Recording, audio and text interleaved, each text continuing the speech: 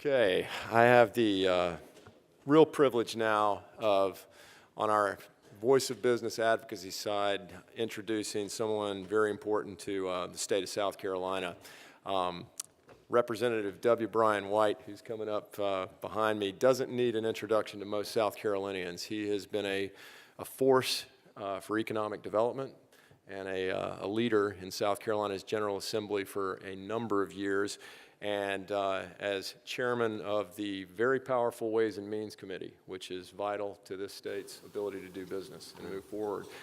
Thank you for taking time to come today to show the support of South Carolina's legislature for our efforts to build, advance, and grow this industry. And so, Mr. Chairman, I'm going to leave it in your hands for a moment. All right. Thanks, Sam. Well, thank you for having me. I did not win the lottery, so I am here today. And that is a very old picture, actually, because now I've got a beard and I don't really wear long ties anymore. I understand you had my good friend Bobby Hitt here to speak to you as well. I mean, he has been a game changer for this state, not only in economic development, but the thought process of who we recruit, what we want to invest in, how we do things. I had an interesting part with him.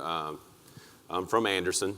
I work in Greenville with Courtney Warren, and went one time to speak to the Chamber of Commerce. You've been to the next building in Greenville. This whole incubator thing was going around, and it was kind of cool. So I went to Bobby Hitt and said, "Hey, man, let's do an incubator." He said, "What's that?" We really didn't know.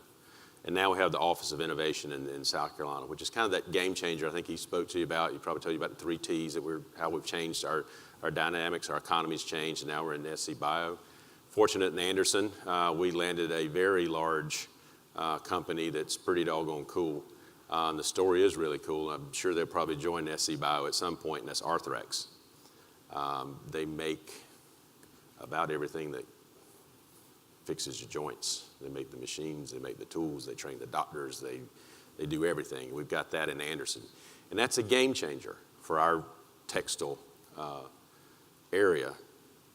So some guys over there with Clemson stickers. I don't know if you're at Clemson or not. See that big concrete wall going up on 76. That's going to be good, and you can get you a job over there too. They pay really well from what I understand, which is going to be a problem. Something I've been working on for the last, 4 years of seeing is workforce. You know, we can recruit the Arthrexes, we can recruit the Volvos, we can recruit the Boeings. It's great to have new business, but if you can't open the door because no one works there, you can't find them to work, then we're in trouble. We really are. And as soon as that happens, we are dead in the water as far as economic development goes.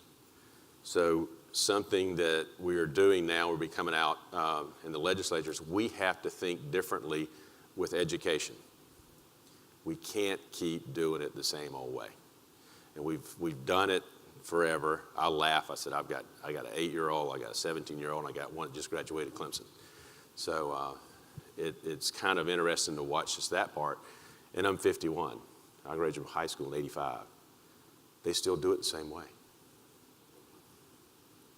How many of y'all in your business still do it the same way that you did in 1985? You wouldn't be in business, would you? It's changing. It's ever changing. It's technology. Things are going. Things are different. We've got to utilize that. We had a pilot program in Anderson, South Carolina this year. It's kind of neat. A lot of you probably do a webinar. I'm sure most everyone here has done a webinar. You've probably done some continuing ed online. Why can't we do that in education? Why do we need to spend roughly $20 million a day for a half a day of school to make up a snow day? It doesn't make sense. Every kid's got a device. They got a smartphone or they got a computer in the house. They got something. Go on that. We did a pilot program, and I think they actually canceled school in Anderson District 5 because of the hurricane, just so they could do the e-learn day to see if it works. And it did. And everybody was on it. Got 5 days to make up your work. If you don't make up your work, you're counted absent. It's a pretty cool idea. That's what we got to start thinking differently. We got to get the kids ready. We got Anderson Institute of Technology coming, where we will have some of those skilled workers coming out of high school now, you know, with dual enrollments within their technical college system. Something we're finding out within our university system, the folks get out of high school, they move into college, well, they lack critical thinking skills. the good old problem solving. That's just very difficult. We've got to revamp that. We've got to just take it and instead of doing a education funding formulas, the EIA, EFA, the EEA, the EEDA, we just need E, plain old E, educated. I mean, we don't need to, we overcomplicate things, unfortunately, in government. But we can, and that's something that'll be coming out this year, is doing away with those formulas. Do away with giving them Fruit Loops, Pop-Tarts, make them sit in a desk and be still for 30 to 40 minutes at a time. How many of you as kids, I know I struggle doing that, and even today, be still. You know, the discipline issues, well, no wonder, you just sugared them up, you know. I'm better when I walk and talk, and I do a lot of it with my hands, than I am sitting or standing behind a podium. That's just me. That's how I operate. Kids are the same way. We got a new company in Anderson coming, or expanding, TTI. They make, any of you own any Ryobi hand tools, lawnmowers, that type of stuff? Well, that's what they do. Their new facility, they're leaving all the cubicles behind in the old one. They go into the new space, it's wide open. You can write on the wall. You can bounce stuff around. We do that as adults, but we expect our kids not to do it. Kind of odd.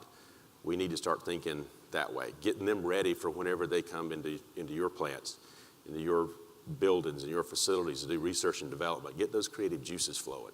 We've got to change the education model. Then you'll have a good, productive workforce. That's kind of where we are and what we're doing in the state. When you spend, it's roughly about a $50 million plus a day for K-12 education. Then you got the higher ed education that comes in on it. They're all in silos. They don't communicate. We got to get them communicating. We got to know when you go to Clemson or USC or College of Charleston here, that gap that's missing between the schools. And I've met with folks at Clemson, they're like, well, we're really not getting the kid that we need. We're having to go do remedial. So they're having to take an extra semester of something to get some remedial so they can be able to adapt to the college life and go. Well, let's start that earlier. That's a cost savings. Let's do those things. Think differently. And that's kind of what, you know, we try to do in government, believe it or not. We do think differently. It just, unfortunately, moves at the pace of government, which is extremely slow. And that's a lot to deal with the rules and how they go. So we do a lot with tax incentives. I'm sure Mr. Hitt probably touched on that, what all we do. And I think there's a couple of them coming up. Angel investment tax credits are coming up for renewal. I think we've got 2 or 3. There's some dealing with local housing issues that are coming up, but that's one of the biggest ones that you have. We do a lot of incentive work with taxes. We are a tax state. Our budget, just so you know, we're sales tax and income tax. That's the only 2 sources. That's all we got. You start moving them around. We need your input. We need you to come to Columbia whenever we have these meetings and say, hey, tell us what you need. It's your government. You're helping build this product. You know, that's like our research and development is kind of these committee meetings, but if you don't tell us, I can guarantee you we don't know. What works for one doesn't work for all. And I know Thornton's going to talk about health care. We've figured a lot of that out too, to the point that we've invested a ton in telemedicine. Because in economic development, you need an educated workforce, you need a healthy workforce. And there's some areas of the state that it's just not there. And you can't get quality health care in a farming community of 60 people. You're just not going to have a doctor there. It just doesn't work. But you can have a $30,000 machine that you can go into a clinic and interface with folks and determine those things. You can have that. Well, if you're going to do that and you can't afford the doctor's office, well, then you get the same problem in those little community with the school. Well, you might want to put that in the school. Then you got a school nurse and a health clinic at the same time.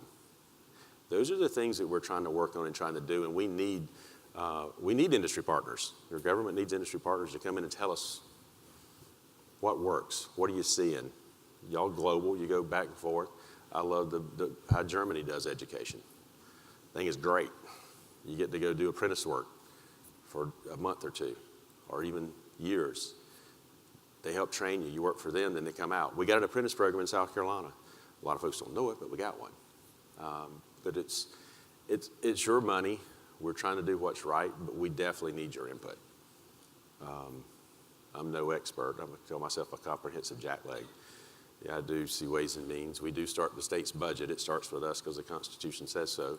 We do all the tax work, and Lord have mercy, the tax codes of sales tax, income tax, fees, budgeting, all these different agencies and all these different things. And some days my meetings last, it's kind of like a revolving door, actually. About every 35, 40 minutes, I got somebody new with a different industry, something else coming in. So you really kind of get exposed to a lot. But what you need is important. And it's a game changer because you're going to need employees. Your employee may have left somewhere else. Now they got to backfill that employee. Cured your problem, but created one somewhere else. And that's kind of what Arthrex is going to do. Arthrex is going to be a game changer. See David Sudduth out there. Look out, because I'll give you a quick plug for them if anybody wants to go work for them. I'm thinking about it, Courtney, because I think the janitors make about $60,000 a year. But it's going to put pressure on our Bosches, on our ANMEDs, and Anderson, our health system, GHS. I mean, it's going to put pressure on it because essentially you work there. They got a chef. And you don't have Aramark or those processed foods. They'll cook you a meal, and it's free. You don't have to pay for it. Your health care is free. They have a doctor on site. It's free for your family. Every 5 years, so this is the key, every 5 years, they will send you on vacation where you want to go as a reward. That's changing. That's new for our little area. It's like, holy cow, everybody's going to be lining up to go get a job at Arthrex. But when they do, they're going to be leaving Bosch because they're hiring engineers, they're hiring CNC machinists, they're hiring everybody and anybody that's a very diverse skill set that we have to train. And we got it because of Clemson University and Tri-County Tech. Because of our higher education system and a quality workforce, they wanted to be in Anderson, South Carolina. They kind of like Greenville's downtown a little bit more, but we'll get there eventually. But so that's how it's changing in that business world. I mean, your competition is going to be up in the ante, and Bosch and all those are going to have to step it up a little bit, and not to lose employees to this place. But they will have a lifetime. They have very little turnover, by the way. So we've got to figure that out, and that in turn makes products go up or do different things. So. Thank y'all for having me. I can take questions. I'll be around, but I know y'all, I think, got awards or something. But your government is working well for you. Education is changing. We need your input. We get your input on incentives. You tell us all about that, or how to build buildings or do those things. But we need it basically on let's build a better educational system so it's smooth and seamless. Not everybody needs to go to college. Everybody needs a skill. And that's what we're trying to work on. Thank you.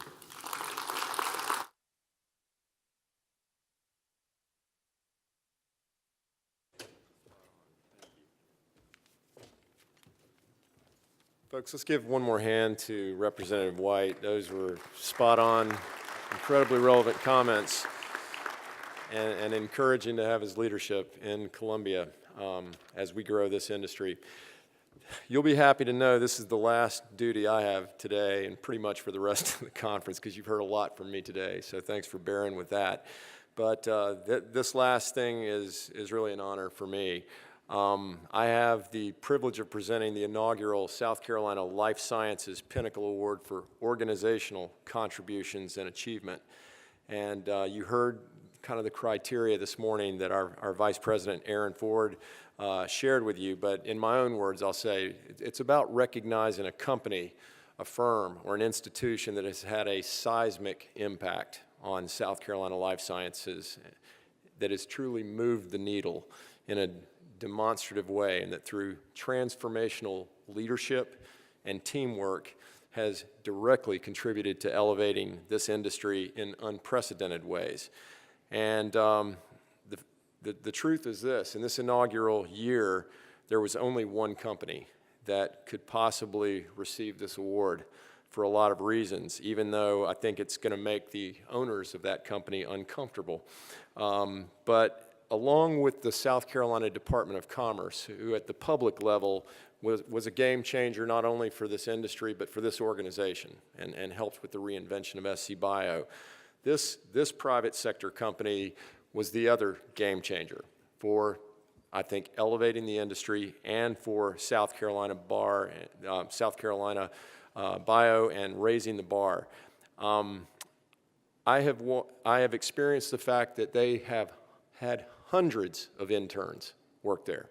They are eager to create experiences for students from every walk of life, from graduate students to undergrad students to high school to you name it. And in fact, our newest staff member for SCBIO was one of the top interns for this company. I have shown up at this company on numerous occasions and seen busloads of school children from all over the state of South Carolina, from counties like Allendale and Williamsburg, and some of our most rural and socially diverse counties, busloads coming in and out of this facility, experiencing life sciences, seeing probably one of the most automated facilities they've ever been in.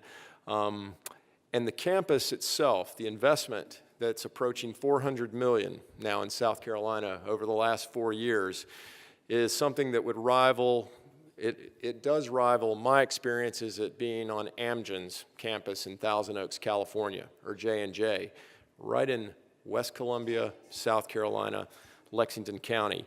They are all about innovation.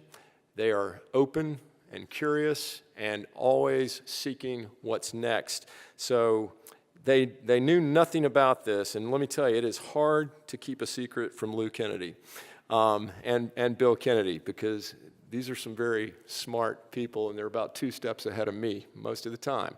So I did my best, and then finally just said, listen, as our chairman is trying to pour over our run of show and understand now who's that, what's that? I'm like, look, you're just going to have to accept the fact that you and Bill are going to be a recipient of something today, because the company I was talking about is, of course, no other than Nephron. Bill and Lou Kennedy, please come forward.